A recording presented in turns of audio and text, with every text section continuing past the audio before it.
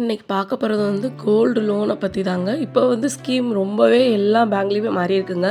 முதல்ல நம்ம வைக்கும்போது ஒரு வருஷம் ஸ்கீம் மாதிரி சொல்லுவாங்க. அடுத்த வருஷம் நம்மளால் திருப்ப முடியலன்னா மறுஅடகு மாதிரி போட்டுட்டு அந்த வருஷத்துக்குள்ளே வட்டியை கட்டிட்டு மறுஅடகு வச்சுக்கலான்னு சொன்னாங்க. இப்போ அப்படி இல்லையாங்க, 6 மாதம் தான் இருக்கான். இந்தியன் பேங்க்கில் கூட 6 மாதம் தான் இருக்கான். ஒரு சில அடகு வைக்கும்போது சொல்லிடுறாங்க 6 மாதம் ஸ்கீம் தான் இருக்குது, அப்புறமேட்டு ஒரு வருஷம் போது நீ திருப்பி காசு கட்டி மறுஅடகு வைக்கணும் அப்படின்னு சொல்லிடுறாங்க. ஒரு சில பேங்க்கில் சொல்ல மாட்டேங்கிறாங்க. ஏன்னா நம்ம அவசரத்துக்கு போய் வைக்கிறோம், அதனால் தெரியாமல் கூட போகிறதுக்கு வாய்ப்பு இருக்குது. அப்புறம் ஏலத்துக்குலாம் போயிடுச்சுன்னா ரொம்ப கஷ்டம்.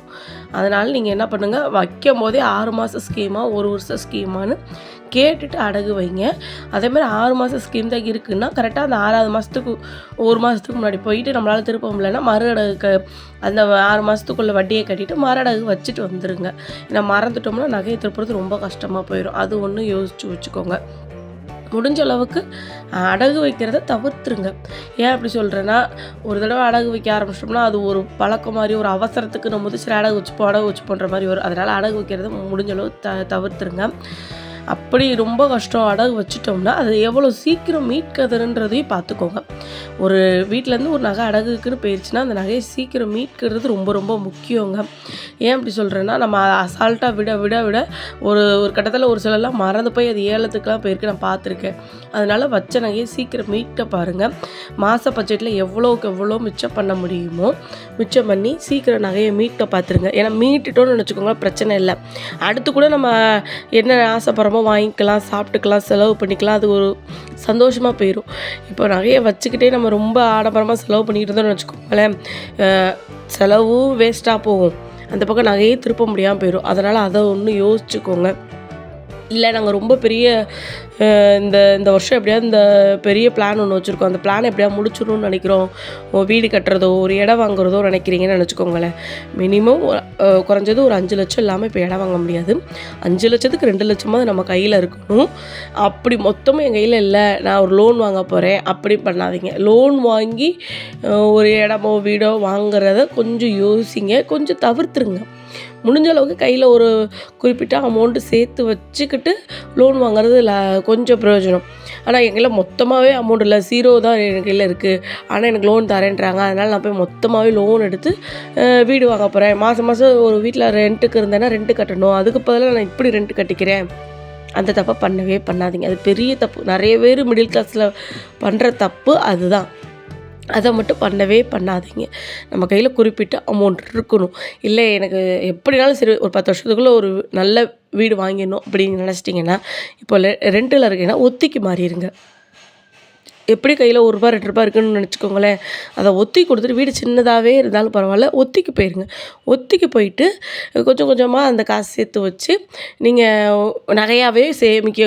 எனக்கு எந்த இதுலேயும் போடுறதுக்கு பயம், ஆனால் என் கையில் சேஃப்டியாக இருக்குன்னு நினச்சி நகையில் போய் சேவ் பண்ணிடுங்க. சேவ் பண்ணிட்டு ஒரு பல்கான நகை இது பண்ணோன்னா உங்கள் வீட்டுக்கிட்ட ஏதாவது உங்களுக்கு தெரிஞ்சவங்க ஆசாரியோ நகை கடையோ இருக்கும்ல, அவங்கள போய் மொத்தமாக கொடுத்து ப்ளச் பண்ணிடுங்க. ப்ளச் பண்ணிவிட்டு அந்த வர காசில் நீங்கள் இடமோ வீடோ வாங்குங்க. என்னடா நகையை விற்று வாங்க அப்படி இல்லைங்க, அடகு வச்சு மறக்கிறதோட ஒரு நகையை நம்ம சேமித்து, நான் அப்படி தாங்க இது பண்ணேன். நாங்கள் வீடு கட்டும்போது ஒரு 30 பவுன் கிட்ட விற்றுட்டு தான் நாங்கள் இடத்துக்கு காசு கொடுத்து வாங்கினோம். அப்புறம் கொஞ்சம் கொஞ்சமாக காசு சேர்த்து வச்சு அப்புறம் தான் வீடு எடுக்கவே ஆரம்பித்தோம். ஏன் அப்படி சொல்கிறேன்னா, நம்ம கையிலேருந்து இப்போ ஒரு நகை போகுதேன்னு நினைக்காதீங்க. நாளைக்கு நம்ம ஒரு சீட்டு போட்டு மாதம் கொஞ்சம் கொஞ்சமாக நகையை இது பண்ணிக்கலாம். ஆனால் இது மொத்த பாடனையும் நம்ம வீட்டுக்காரங்க மேலே வைக்கிறது ரொம்ப பெரிய தப்பு. அது ஒரு மாதிரி அவங்களுக்கு ஒரு மன அழுத்தத்தை உண்டாக்கிக்கிட்டே இருக்கும். அதனால் அதை மட்டும் கொஞ்சம் இதனால தான் சொல்கிறேன், அதை பற்றி கொஞ்சம் யோசிங்க. ஏன்னா அவங்க கஷ்டப்பட்டாங்கன்னா அது நமக்கும் தான் கஷ்டம். அதனால் அந்த கஷ்டத்தை கொஞ்சம் குறைக்கிற விதமாக தான் சொல்கிறேன். கோல்டில் இன்வெஸ்ட் பண்ணுங்கள். இன்வெஸ்ட் பண்ணி ப்ளச் பண்ணிவிட்டு வீடோ இடமோ வாங்கிட்டு நீங்கள் அப்புறமேட்டு கொஞ்சம் கொஞ்சமாக சேவ் பண்ணிக்கலாம்.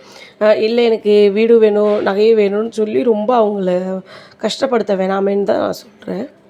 நமக்கு தெரியும் அது அவங்களுக்கு அது கஷ்டம், அவங்களுக்கு அது ரொம்ப டென்ஷன் ஆகும் அப்படின்னும் போது அதை நம்ம செய்ய வேணாம். அதை மட்டும் ரொம்ப நல்ல விஷயம். கொஞ்சம் செலவை கம்மி பண்ணிட்டு மொத்தமாக பல்காக கூட இது பண்ணி வாங்கிக்கலாம் அப்படின்ற மாதிரி கூட யோசிங்க. ஏன் அப்படி சொல்கிறேன்னா, மொத்தமாக அவங்க மேலே கொஞ்சம் கடன் அதிகமாகிடுச்சுன்னா வீட்டில் இருக்கவங்க பயப்படுவாங்க, என்னடா இவ்வளோ பெரிய கடன் ஆயிடுச்சு, இதை எப்படி அடைக்கிறது, மாத சம்பளத்தை வச்சு பட்ஜெட் எப்படி போடுறது, பிள்ளைங்களுக்கு ஸ்கூல் ஃபீஸ் எல்லாமே நமக்கு இருக்குது. அதனால் நமக்கு வேணும். நிச்சயமாக இருக்கிற மிடில் கிளாஸில் இருக்கவங்களுக்கும் எல்லாருமே ஆசைப்படுறது ஒரு குட்டி வீடு வேணுன்றது ஆசைப்படுறது உண்மைதான். அதனால் அது வாங்குறன்னும் போது நகையும் வேணும், நகையை விற்கக்கூடாது, அடகு வைங்க நான் திருப்பிக்கிறேன் அப்படின்லாம் சொல்லாதீங்க. ஏன்னா அதனால் நம்ம திருப்ப முடியாதுன்னு நமக்கு தெரியும். 30-40 லட்சம் கொடுத்து ஒரு இடம் வாங்குகிறோம், ஒரு வீடு வாங்குறோன்னும் போது அந்த வீட்டுக்குள்ளே லோனை கட்டுவீங்களா? இல்லை அதுக்கு பாதிக்கு பாதி நான் அடகு வச்சு காசு தரேன்னது இருக்குது சொல்லிவிட்டு அந்த நகைக்கு நீங்கள் இது பண்ணுவீங்களா? அப்படின்னும்போது மொத்தமாக கொடுத்து ஒரு இடமா நீங்கள் சேஃப்டியாக வாங்கி வச்சுக்கிட்டு அப்புறமேட்டு நீங்கள் கொஞ்சம் கொஞ்சமாக சீட்டு போட்டு சேமிச்சுக்கிறது நல்ல விஷயம். ஏன்னா எப்படியும் நம்ம டிசைன்ஸ் மாறிக்கிட்டே தான் இருக்கும். டிசைன்ஸ் புதுசாக எடுக்கணும்னு ஆசைப்பட்டுக்கிட்டே தான் இருப்போம். அப்படி பழைய நகையை போட்டு ப்ளச் பண்ணிவிட்டு ஒரு வீடோ இடமோ சந்தோஷமாக வாங்கிட்டு கொஞ்சம் கொஞ்சமாக அதுக்கு கட்டணும்னு நீங்கள் நினச்சிருப்பீங்கள்ல. இப்போ அடகு வச்சுருந்தோம்னா குறைஞ்சது ஒரு 10,000 மாதம் கட்டணும்னு நினச்சிருப்பீங்கள்ல. அந்த 10,000 எடுத்துகிட்டு போய் மாதம் சீட்டில் போட்டு நகை சீட்டில் கொஞ்சம் கொஞ்சமாக நகை சேர்த்துக்கிட்டே வாங்க. அது பிரச்சனையே கிடையாது. நீங்கள் எந்த கடையில் வாடிக்கையாக நகை வாங்கிக்கிட்டே வரீங்களோ கோல்டு காயினாக கூட வாங்கிட்டு மொத்தமாக உங்களுக்கு ஒரு 5 பவுன் 10 பவுன் கிட்ட கோல்டு காயின் சேர்ந்தோன்னா அவங்களோட மொத்தமாக நீங்கள் கொடுத்துட்டு ப்ளச் பண்ணிவிட்டு அன்றைக்கி நீங்கள் நகை எடுத்துக்கலாம். நிறைய பேர் சொல்வீங்க ஜிஎஸ்டி அன்றைக்கி செய்கூலி சேதாரம் கட்டி தானே ஆகணும் அப்படின்னு. அந்த மாதிரி இல்லைங்க. இப்போலாம் 1 வருஷம் ஸ்கீம் இருக்குது. எந்த கடையில் நீங்கள் கோல்டு எடுக்கிறீங்களோ காயினு அவங்ககிட்டயே கொடுத்துட்டு 1 வருஷம் ஸ்கீம் மாதிரி கூட நீங்கள் போட்டுட்டு செய்கூலி சேதாரம் எதுவுமே அவங்க அந்த 1 வருஷம் ஸ்கீமுக்கு போட மாட்டாங்க. ஜிஎஸ்டி மட்டும் கட்டி உங்களுக்கு பிடிச்ச மாதிரி டிசைன்ஸில் நீங்கள் நகை எடுத்துகிட்டு வந்துக்கிட்டே இருக்கலாம். அதை பற்றி எந்த ப்ராப்ளமும் இல்லை.